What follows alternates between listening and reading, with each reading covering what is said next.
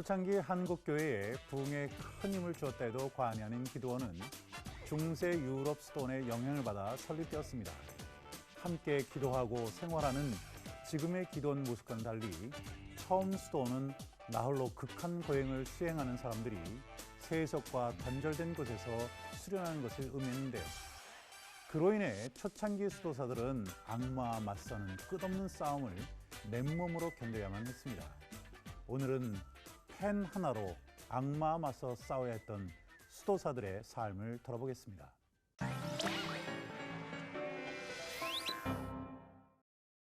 수도사들의 처음 등장은 4세기 때부터였습니다.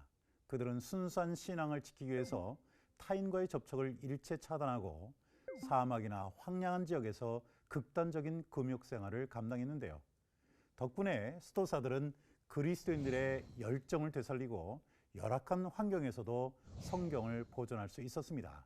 그렇다면 언제부터 수도사들은 공동체 생활을 한 것일까요? 바로 10세기부터인데요. 당시는 오늘날처럼 공동체를 이루면서 함께 살아가는 수도원이 일반적으로 자리를 잡았습니다. 그들의 하루 일정은 공동기도나 개인기도, 독서, 그리고 노동이라는 이런 4가지 일로 구성되었는데요. 거기 아주 짧게 식사 시간이 추가되었지요. 당시 수도 생활의 중심은 기도와 예배였는데요.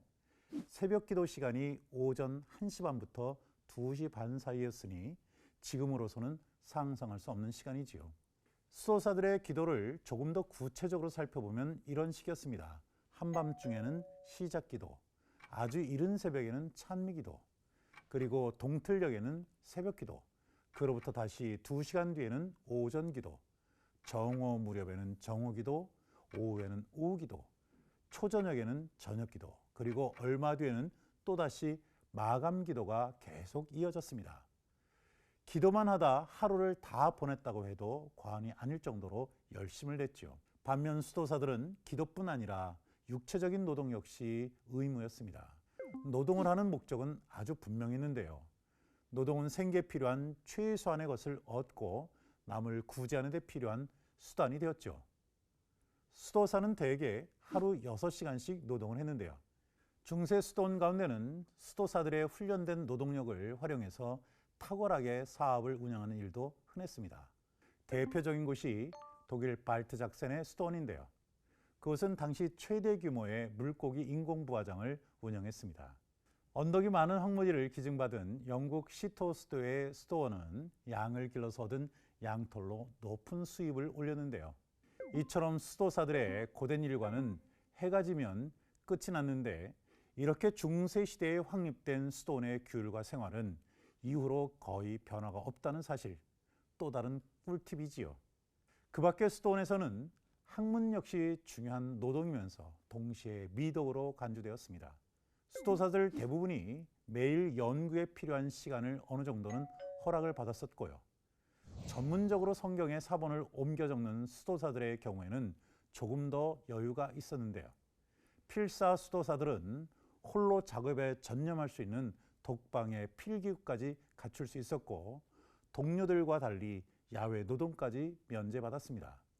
그렇다고 해서 필사 수도사들의 삶 자체가 편안했다고 생각하면 큰 오산인데요. 이유는 낡은 성경을 대체할 수 있는 사본을 완성하는 작업은 야외 작업 이상으로 노동의 강도가 높았기 때문이죠. 하나의 예로 한 명의 수도사가 성경 한 권을 그대로 베끼는 데는 1년 이상이 걸렸는데요. 난방이 되지 않는 방에 들어가 일단 시작하면 몇 주간 쉬지 않고 글을 쓰는 데 매달리는 작업은 여간 큰 고통이 아니었습니다. 그런데도 필사 수도사들이 이 작업을 감당할 수 있었던 것은 나름의 고집스러운 신앙 덕분이었습니다. 수도사들은 성경을 필사하면서 자신들의 펜과 잉크를 가지고 악마와 치열하게 싸움을 벌이고 있다고 굳게 믿었는데요.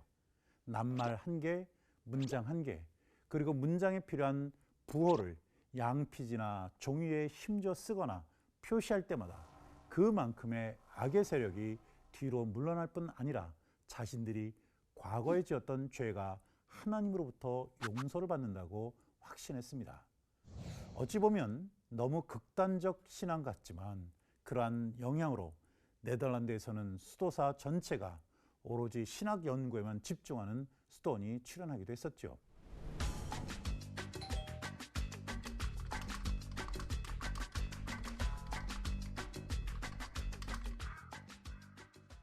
오늘은 펜으로 악마와 맞서 치열하게 싸웠던 수도사들의 삶을 돌아보았는데요.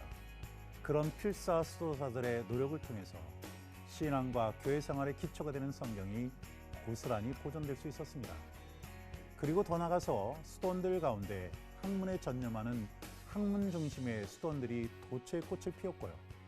신앙생활과 성경에 대한 열정이 식어가는 지금 우리에게 필요한 것은 수도사들의 이런 고집스러운 믿음이 아닐까 생각해 보게 됩니다.